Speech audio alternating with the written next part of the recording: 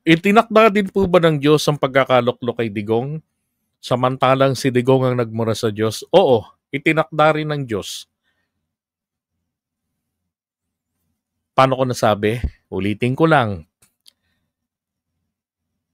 Yung pagboto ng tao, ito'y sagradong kalayaan bilang pagtugon ng Diyos sa kahilingan ng mga kanununuan pa natin. Panahon pa nga lang nila Aaron, nila Moses, na ayaw nila na ang Diyos ang magtuturo. Bagkus, na Diyos ang gagabay sa kanila. Ang gusto nila, tao. So pinagbigyan sila ng Diyos na pumili ng taong mamumuno sa kanila. At yun ay ginawa nga nilang hari. At nagpatuloy hanggang sa panahon natin na wala yung monarchical systems sa ibang mga bansa, pero nandoon pa rin ang tao, ang mga politiko na namumuno, na nagsasabing magsisilbi kami sa inyo. Kaya kapag yan po ay ibinoto na natin, anumang kulay, anuman ang tunay na gawain ng tao na yan po ay kinikilala ng Panginoong Diyos yung desisyon na yan. At bilang kaparusahan sa ating pagkakamali, tayo po ay kailangang tiisin natin ang taong yan hanggang nandyan sa pwesto. Pero kung yan naman po ay matino, yan naman po ay biyaya ng Diyos para sa atin dahil sinuri nating maigi ang kalidad at kakayanan ng isang kandidato. No. Ganun po yun. Walang exemption na pag mabuti, itinakdaya ng Diyos yung binoto natin. Yung naging masama, tinakda ng Diyos, hindi. Hindi, kasi naging masama. Tinakda ni Satanas. Hindi ho. Ganun din po yun. Okay? Kaya nung minura niya ang Diyos, wala tayo magagawa. Kumbaga, tayo ang naglagay ng tao, bagamat di naman natin alam na gagawin niya yun eh. Kung alam ba naman natin, gagawin natin yun. Kung nung campaign period pa lang, minumura niya na ang Diyos, iniinsulto niya na, hindi po natin boboto yun. Diba? Okay, eto naman pag-usapan natin.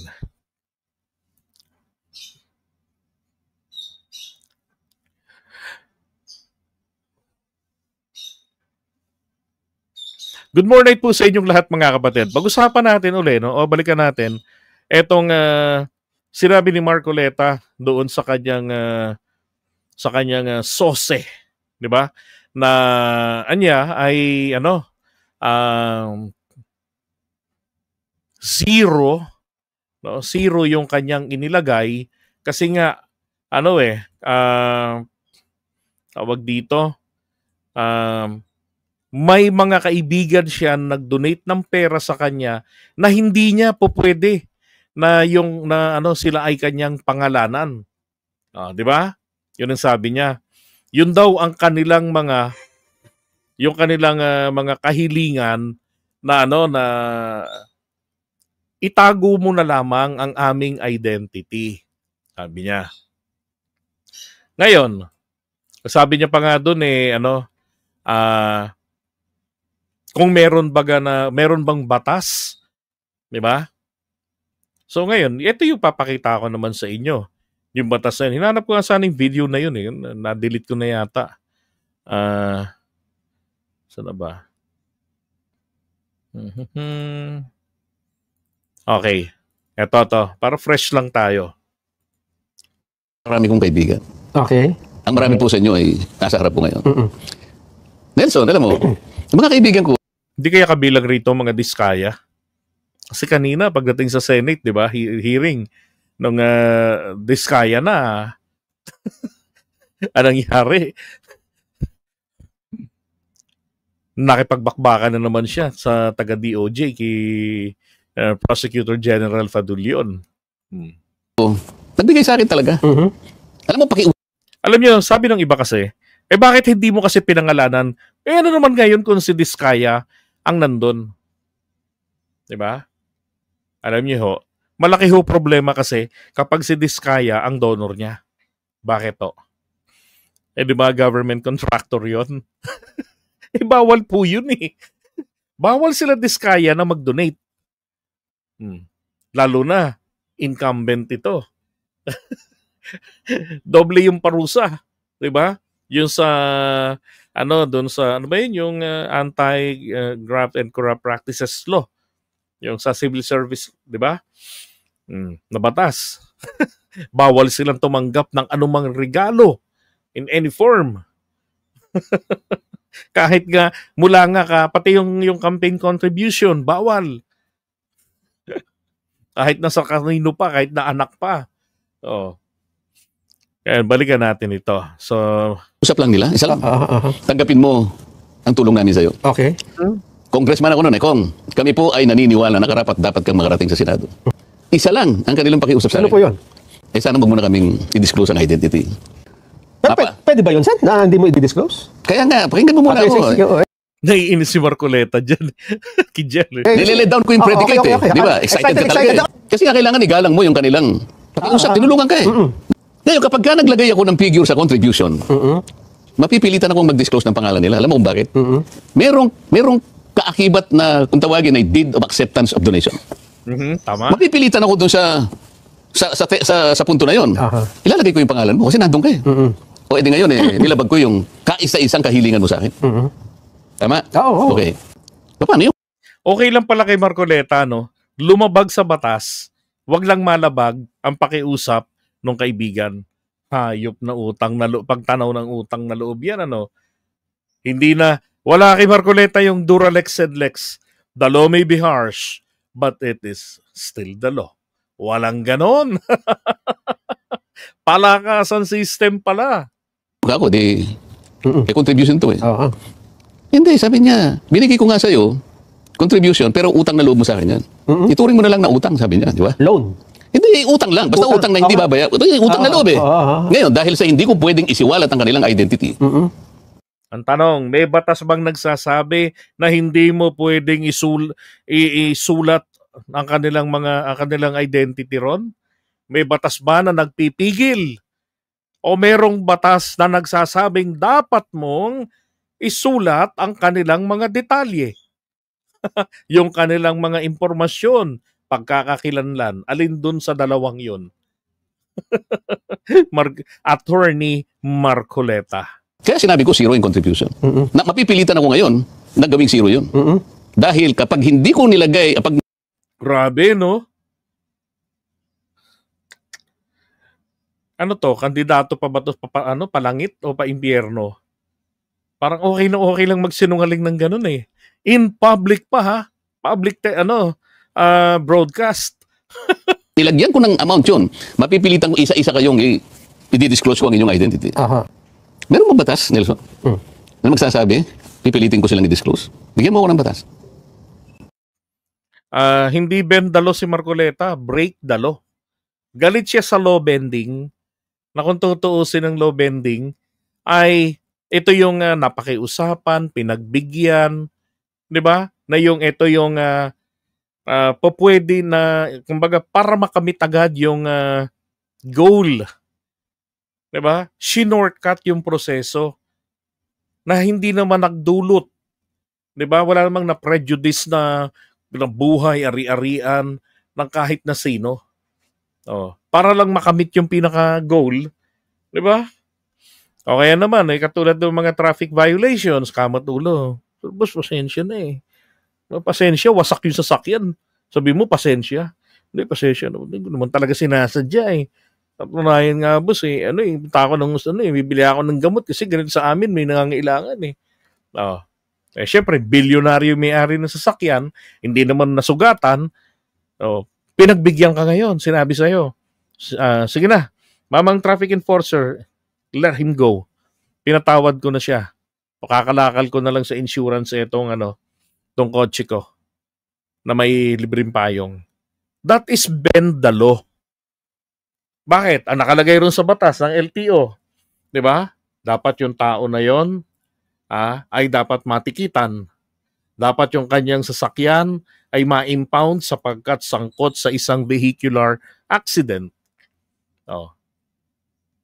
Nangyari, hindi ganon, hindi na ipatupad. Dahil nakiusap. Yung enforcer naman, baga sa akin makiusap, doon ka sa biktima mo. Diba? Dapat doon, trabahuin na ng enforcer. Yan ang law bent. Nakita mo yung tao na merong violation. Katulad kay Justice sa Providence, New York. Providence, New York. Sabi niya, si Judge Caprio, yung nabubuhay pa yon. Diba? Ang daming mga ang daming mga may traffic violations. Pinatatawad niya, depende kasi sa kanya, ang desisyon niya, kung ilalapat niya yung batas, yung parusa, depende po yan doon sa situation. Case-to-case basis. Yung batas wala namang nakalagay na case-to-case basis. Pero sa kanya, di ba? So, ginagawa ni Judge Caprio ay pinatatawad sila. Diba? Kasi mas mainam pa po ang magpatawad sa isang nagkasala na nakikita mo yung remorse. Diba? Kesa naman sa pinilit mo, igiit yung batas, tapos nagdulot naman sa kanya ng mas matindi pang kapinsalaan. Pangit yun. Diba? Tinitimbang. Marcoleta. Siya pwede. Yung ginawa nga niya, it's low breaking, not just low bending. Yung low bending is not actual breaking the law. Diba? Flexible mo. In-enjoy mo lang yung flexibility ng batas. Remember, in every rule, there is exemption. So, same as with the law. Diba? Ayaw mong sumagot. Yung pagpapail ng SOSE, Sen, kailangan ilagay mo doon kung may contribution ka o wala. Pinapanatili nga nilang huwag mabunyag ang identity. Yun ang pinanindigan ko. So kapag ka naglagay ako doon ng amount, mabubulgar ang identity. Ang tinatanong ko sa'yo, meron bang batas na nagsasabi na sa pilitang i-identify mo sila? Hanip sa tirada, no? Meron bang batas na nagsasabing sa pilitan mong i-identify sila? Okay, sige, pagbigyan natin, hanapin natin yung batas. Pero, nag-react na po ang COMELEC dito. Ang sabi ng COMELEC ay, sabi ni Commissioner George Garcia, na posible ka raw maharap sa kasong electoral offense at iba pang kaso tulad ng panggagaya o falsification of public documents kung mapapatunayang falsipikado ang kanyang statement. Ibig sabihin pong falsipikado, falsified. Dapat kasi may entry yon. Pero nakalagay sa SOSE, 0.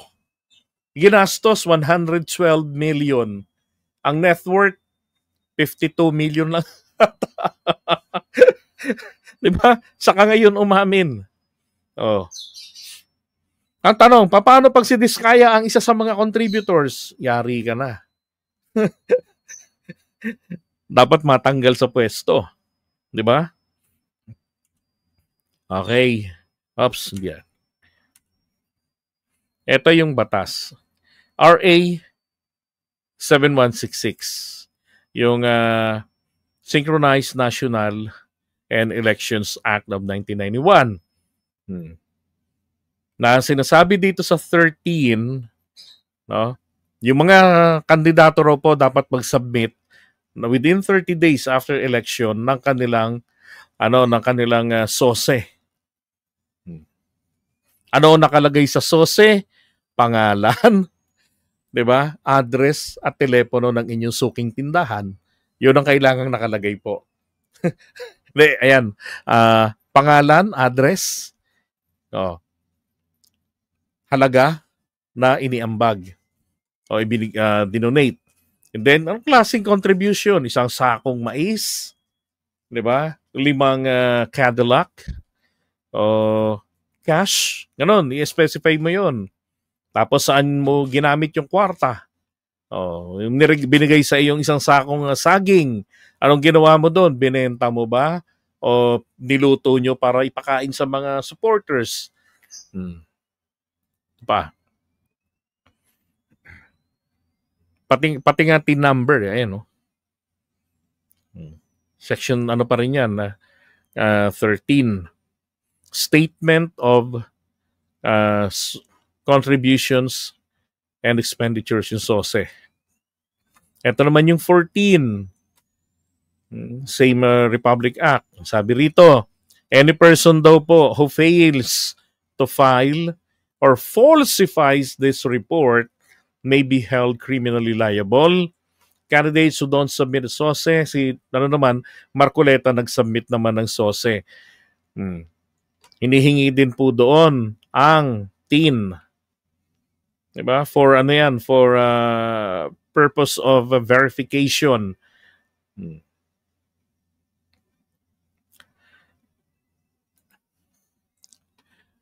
Ito, limitations of expenses, sabi rito, it shall be unlawful for any candidate or treasurer of political party to make any expenditure except for election purposes. Okay. Any violation daw po of this section, section 14, shall constitute an election offense and shall be punishable under section 262. Okay. So, pinuntahan po natin yung 262. Doon po sa 262, binabanggit po doon, no, hindi ko lang na-screenshot pero binabanggit doon sa Omnibus Election Code, sa section 262, yung mga numbers ng offenses na nakalagay po sa mga sections. Ito pong dalawa. Ang section 98, sabi rito, tunay na pangalan ng contributor, yung true name of contributor required. Excuse me. No person shall make any contribution in any name. So hindi po pwedeng yung binigay ni Diskaya, ipapangalan mo binigay sa akin ni Disgracia. Hindi pwedeng ganon. Section 99, report of contribution. Every person giving contributions to any candidate, treasurer or treasurer of the party or authorized representative of such candidate or treasurer shall not later than 30 days mula nung election file daw po with COMELEC a report under oath stating so yung SOSI po ay pinanumpaang salaysay ito stating the amount of each contribution. 112 ang ginastos, 0 nakalagay. Sa sinumpaang SOSE, perjury. Tapos, falsified pa. Diba? Or parang falsification of public documents. Notaryado yan eh. The name of candidate, agent of the candidate, or political party receiving the contribution, and the date. Ito ngayon, Section 264 ng Omnibus Election Code. Any person, kahit na sino rong mga nilalang tao, na natuklasan, napatunayan na nagkasala sa paglabag sa batas ng panghalalan o ng code ng Omnibus Election Code, ay nararapat daw pong parusahan ng pagkakabilanggo ng hindi po bababa sa 100 taon, sa 1 taon, pero hindi naman daw po lalagpas ng 6 na taon. Yun magaang lang ho yun eh. Ito po yung mabigat dito. And shall not be subject to probation. Hindi kayo pwede pa. Probation, ito yung ito yung pag-aralan natin, paikliin natin yung parusa mo kasi first offense mo pa lang ito, yung ganon. Hindi. Kung ano yung full length na hinatol, bunuin mo yan. So, ano yung sinabi ng judge? Basta hindi lalagpas ng 6 years, at least hindi bababa ng 1 taon, bunuin mo yan. In addition, the guilty party shall be sentenced to death, sentenced to suffer DQ, to hold perpetual disqualification po ito, to hold public office, and deprivation of the right of suffrage. Yung right of suffrage, ito yung yung to vote, right to vote and to be voted upon. Wala na po yan. Ano nga, perpetual disqualification po yan. Ganyan ho kabigat ang parusa. At imposible, kapatid na Trexie, na hindi po alam ito ni Marcoleta. Yung kabila po ang pindutin ninyo. Dalawa ho yan magkasabay na naka-live ngayon. Yung vertical at saka yung horizontal. Okay, vertical are for cellphone users. Ano yan, feature po yan ng ng StreamYard. Since kagabi, ganyan siya. Di ba? Ang bigat, no? Going back. Ang bigat po ng parusa. Tapos ganun-ganun lang. Ang tanong niya pa nga po dito. Meron. Para sabihin mo kung sino yung... Ang amount, mabubulgar ang identity. Ang tinatanong ko sa iyo, meron bang batas na nagsasabi na sa pilitang i-identify mo sila? Meron. Para ang sagot, meron. Di ba? Meron. Pero bakit may mind conditioning? Ako hindi po ako naniniwalang hindi niyo alam ito. Abogado yan eh. Basic to eh. Ako nga na hindi abogado eh. Di ba? Alam ko eh. Tsaka tingnan niyo yung nangyari kay George Stregan, yung anak kay ER Ejercito. No, kay ER. Di ba? Yun naman ay sumobra ng gastos. Nung yung tanong kalaban, nakita, oy, lumagpas ka dong sa limit. Base sa iyong SOSE, and then base rin doon sa number of registered voters, lumagpas ka. Ano nangyari? Tanggal sa pwesto.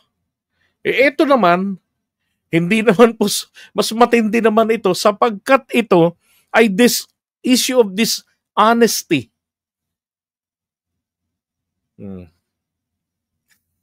Mabigat po yung ganun pagka dishonesty.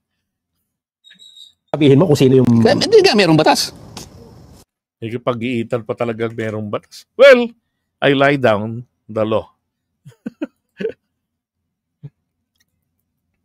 Alright, so iwan na natin to. Sabi, Marcoleta is the lowest of the lowest lawyer. Sabi nga ni attorney, legal ignoramus. Di ba? Ang pangit ang ganun eh. Sabi nga, kung ako naging abogado, ay nako, baka kilala niyo isang attorney, si Anselmo. Yung nakaganon pala yung buhok, nakaganito rin nakatali. Mag-asawa silang abogado. Ayaw nila na maging litigation lawyer kasi feeling nila mas nandun yung passion nila sa teaching, sa pagtuturo. Diba? Ako ganun din eh. Ito pa, sabi ni attorney, pwede rin siyang makasuhan ng confession or statement against self-interest. Aba, may ganun pala. Now I know. Kasi inamin niya na may tinanggap nga siya. A violation of constitutional rights when a confession is admissible and when its admission would constitute a violation. Yun. Inamin niya. Doon sa kanyang pag-amin na pinag-iitan niya pa na it's okay to break the law than to bend. Na mas matimbang ang pakiusap kesa sa batas. Thank you, attorney. Okay?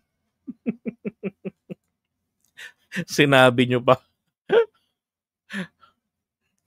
Kaya pinagtatawanan nito nila former Supreme Court Associate Justices Ascuna at saka ni former SC Justice Ascuna at saka si Carpio. 'Di ba? Etong si Marcoleta. Ay nako.